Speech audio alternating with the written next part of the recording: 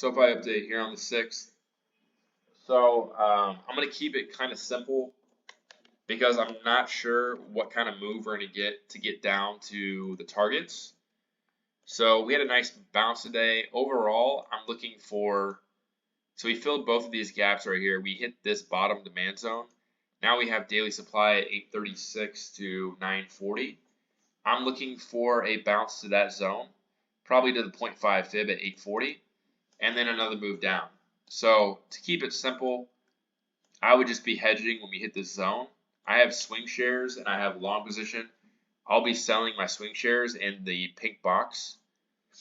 And I'm probably, if we don't hit that box, I'll just hold on to them and I'll just average down because this move's almost finished in the next couple of months, and I'll just build a position. But if we do hit 840, I will definitely take the profit there and then buy some puts, and then I'll buy lower because I think we're probably going to go lower. Keep it pretty simple here. I'm not sure exactly what pattern it's going to be, but I think we are looking at a maximum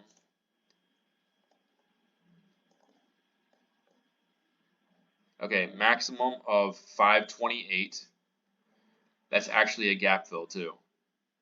No, I'm sorry. Yeah, 548 is a gap fill, but 528 is the max move we can go to. So if we do the math on this right here, let's just look at where the 1.61 fib is. Takes us to 572.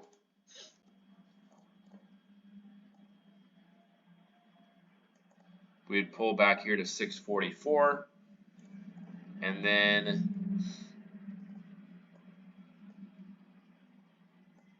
at 644, we'd probably have a shorter fifth wave because it can't go past 530.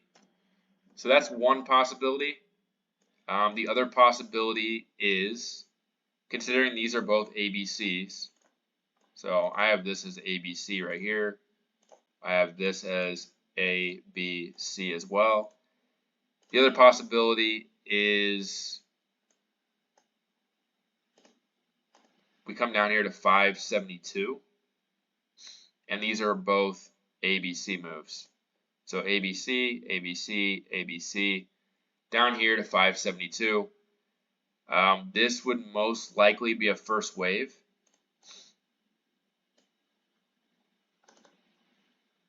Take us to 642, we'd bounce and then come down here to 572. So you can see here, you don't really want to be super long with swing shares here, but you do want to sell in this pink box, and you want to wait for this monthly demand box, 703 all the way down to the all-time lows at 445, or close to them. That is monthly demand, and that's where the institutions and everyone wants to accumulate. So if you want to buy down here, we have these gaps down here as well. So we would fill this $6 gap and probably going to fill this 550 gap if we come down here. I don't see why not. So I'm not sure which pattern it's going to be. 5 waves takes us a little bit too far from here. You can see here the 1.61 fib would take us to 570. We'd bounce and we'd come down lower. So it's also possible we get something like this. You know, just a short third wave and then something like this. A lot of different possibilities, but right now just focusing on this move right here. Filled both gaps, bouncing out of it. You have support in this area now. Looking for that gap fill up here at 840. Right here, and then you're going to get another move down. What it's going to be from there, I'm not sure, but it could just end up being, again, could just be this.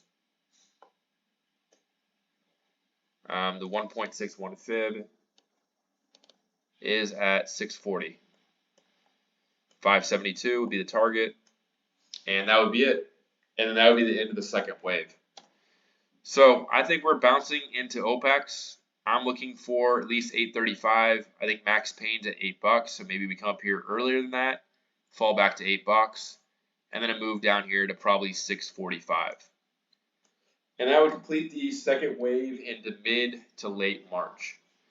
So that's really all there is to say right now. Again, I'll be selling these swing shares up here in the pink box. And yeah, that's pretty much it. Look for a bounce over the next couple of weeks. If for some reason it sells off and breaks through this demand zone, which I think is probably unlikely, then you have support starting at 701, which is monthly demand. And then you obviously have these gap fills down here. Where are we on the standard deviation? I guess I don't have that pulled up. Let's see.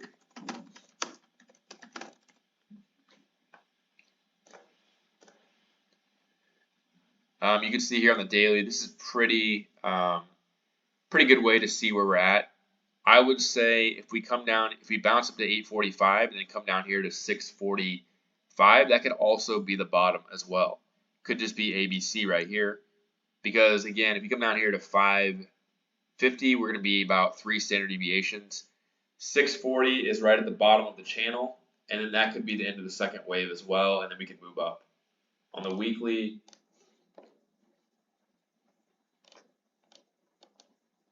the weekly is not very useful right now. It's got a weird angle to it. So on the daily though, this is probably the most useful right here. Just look for a move to a minimum of 645 by mid to late March.